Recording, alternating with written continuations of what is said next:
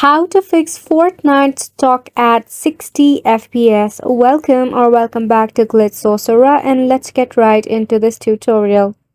So firstly, all you have to do is head to your files option and right click on your game file in the library of your Steam.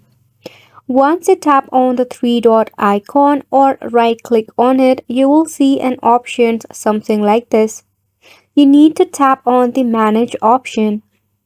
Once you have selected Manage, tap on Verify next to Verify Files. Once it is complete, now launch your game by restarting it. Once you are in your Fortnite, you have to tap on the menu icon in the top left corner. On the display, you will find the option of rendering mode, so you have to change it to graphic fidelity mode. That is lower graphic fidelity mode that is set as performance.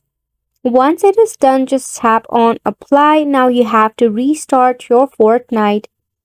Once you have successfully restarted your Fortnite, you will see that your Fortnite is no longer stuck at 60 FPS.